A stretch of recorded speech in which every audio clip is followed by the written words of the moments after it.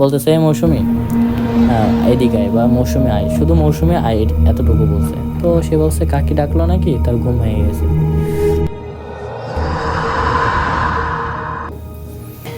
তো আমি যেটা বলবো আমার একটি সত্য ঘটনা, এটা হচ্ছে আমাদের ফ্যামিলির সাথে হয়েছিল দশকের সময়।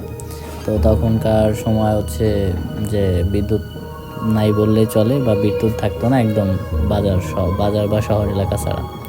তো তখন আমার দাদা হচ্ছে নতুন বাড়ি করে। তো যে এলাকায় বাড়ি করে সেখানে আশেপাশে কোনো বসতি থাকতো না, অনেক দূরে দূরে দু একটা বসতি দেখা যেত। তো যেহেতু 90 দশক ছিল, তো অনেক গাছপালা থেকে শুরু করে গ্রামে অনেক ঝোপঝাড়, অনেক বন জঙ্গল টাইপ আর কি ছিল। তো দাদা যখন ঘর করে, সেটা হচ্ছে ওই যে বললাম যে 1990 সালে। তো দাদা যখন ঘর করে তখন দুইটা ঘর করে আর কি, একটা হচ্ছে আপনার উঠানের দক্ষিণ সাইডে, আর একটা হচ্ছে আপনার পশ্চিম সাইডে। তো তখন মানুষ বলতে হচ্ছে মানে বাড়ির মেম্বার বলতে হচ্ছে আমার দাদা দাদু থাকতেন, আর তার যে সেজো ছেলে ছিল তার বউ থাকতেন, আর হচ্ছে যে তার মেজো ছেলে ছিল তার বউ, মানে হচ্ছে যাকে বলে যে মেজো কাকি বা সেজো কাকি, আর হচ্ছে আমার আপন বোন মৌসুমি, সে থাকতো।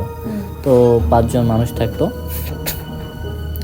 তো একদিন তারা হচ্ছে, তখন গ্রীষ্মর সময় ছিল, অনেক গরম ছিল, তো বাতাস টাতাস নিচে আর কি আসতো না। তো ভাবলো কি সেদিন যে কাকি চলেন, মেজো কাকি বলতেছে মেজো কাকি চলেন আমরা আজকে পাটাতনে শুভ। অর্থাৎ আমাদের টিনের ঘরের পাটাতন বলতে কি যে উপরে অনেক মাল টাল রাখা যায়, কাঠের তক্তা দিয়ে বানানো হয়, তখনকার পাটাতন, এখন হয়তো মানুষ চিনবেই না। তো পাটাতনের ঘর, তো দোতলায় তখন তারা রাত্রে ওদিন ঘুমাইছে বলতে কি রাত ধরেন 10টা থেকে শুরু করে 1টা পর্যন্ত তারা অনেক গল্প টল্প করছে, করার পরে তারা হচ্ছে ঘুমাইতে গেছে। তো রাত্রে ঘুমাইছে তখন প্রায় বাজে 2টা থেকে 3টা। তো তখন সে শুনতেছে যে তার বাইরে থেকে তার সেজো কাকির কণ্ঠে একজন ডাকতেছে, একজন বলতে কি সেজো কাকি ডাকতেছে, সে মনে করছে। বলতেছে এই মৌসুমি, এদিকে আয় বা মৌসুমি আয়, শুধু মৌসুমি আয় এতটুকু বলছে। তো সে বলছে কাকি ডাকলো নাকি, তার ঘুম ভেঙে গেছে। তো তখন তো কারেন্ট ছিল না, আগেই বললাম। তো হারিকেনের আলোতে, টিপি টিপি হারিকেনের আলো, তো এই আলোতে তো আর উঠানের দেখা যায় না। তো সে তার কাছে ছোট্ট একটা টর্চ ছিল, তখনকার যুগের যে টর্চ ছিল ওতে অনেক আলো হইতো না, তো সীমিত আলো, ভালো মতন দেখাও যাইতেছে না। তো সে উঠানে দেখলো যে কেউ নাই। তো সে অনেক ভয় পেয়েছে, ভয় বলতে কি একটু ভয় পেয়েছে। পরে সে শুয়ে পড়ছে, ভাবছে কি কাকি হয়তো আমায় ডাকছে কিন্তু চলে গেছে।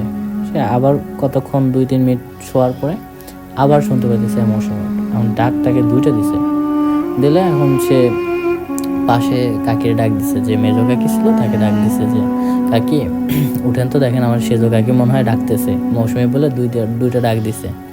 তো সেও উঠছে, মেজো কাকি উঠে বলতেছে, যেহেতু মেজো কাকি তার বড় ছিল তাই বলতেছে সেজো জন্য, পারবিন তুমি কি ডাকছো, পারবিন আসো, এরকম বলে ডাকতেছে। তো ডাকলে পড়া কোনো সারা শব্দ পাচ্ছে না জানলার ওপাশ থেকে। পরে বললো কি যে মনে হয় তার কাজ সেরে সে চলে গেছে। তো দিনের মতো ভয়ে ভয়ে, হালকা ভয়ে আপু ঘুমায় বসে দৌড়ে। পরের দিন জিজ্ঞেস করতেছে যে পারবিন তুমি কি আমরা ডাকছিলাম? তো পারবিন বলছে কই না তো, আমি কই ডাকলাম? কেন তুমি না রাত 2টার সময় ডাকলা, 2:30টার সময়? না না, আমি তো কালকে রাত্রে বাহিরই হয়নি ঘর থেকে। এখন তো এটা শোনার পরে আমার আপু আর কাকি অনেক ভয় পেয়ে গেছিল।